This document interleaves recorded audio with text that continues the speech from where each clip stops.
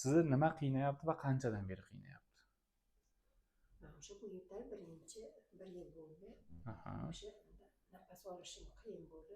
Shunaqa bo'ladi. Endi qonungiz qo'yilib ketdi deyishgan birinchi. Shikoyatingizni ayting menga. Ular mayli u ikkilamchi gaplar. Shikoyat. Nafas qiyin. Yana Keyin bittani asosiy shikoyatingizni ayting. asosi o'sha bir xil betimda ovqatingizni oshqozon. Keyin Omega 3 ichardi, og'rib qolardi.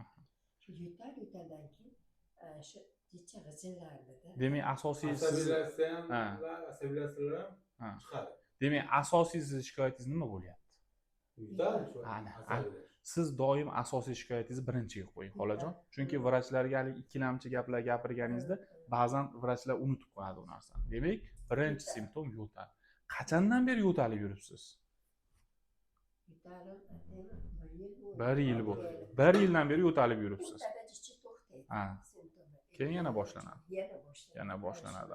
Ko'p lecheniya oldingiz bu to'g'risida.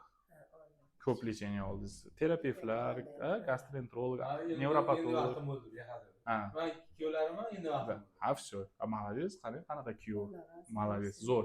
Hozir mana tekshirdik, sizni yo'talingizni 90% sababi aniq. 10% endi har xil mana asaban boshqa ham yo'talga olib keladi. Chunki ular terapevtik ko'p davolanishgan, natija bo'lmagan. Hozir biz tekshirib MSKT qilganimizda qorin bo'shlig'ida o'sha aksial nima deydi, пищеводный грыжа deydi. O'sha oshqozon hamda qizil o'ngachda diafragmadan ozgina oshqozonni yuqoriga ko'tarilishi. Natijada baribir ozgina qisilish bor. Qorinda bosim oshyapti, yesangiz, ichsangiz qorindagi bosimni hisobiga hamda gastroezofagal reflux deymiz.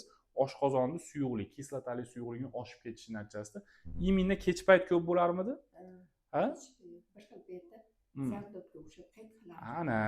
Ana shu gaplar eng muhimi, ya'ni zarda bo'lish, iminda kech payt kuchayish. Nimaga kech payt? Chunki kech payt demak gorizontal holatga yotishgandan keyin, ya'ni suyuqlik yana ham qizil o'ngachga ko'p o'tadi oshqozondan. Natijada bular yo'talib chiqadi.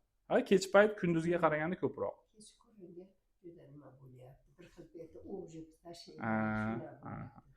Demak, tashxisimiz shu hozir. Sizlarga asosiy mutaxassis nevropatolog emas, sizlarga gastroenterolog va xirurg kerak bo'ladi.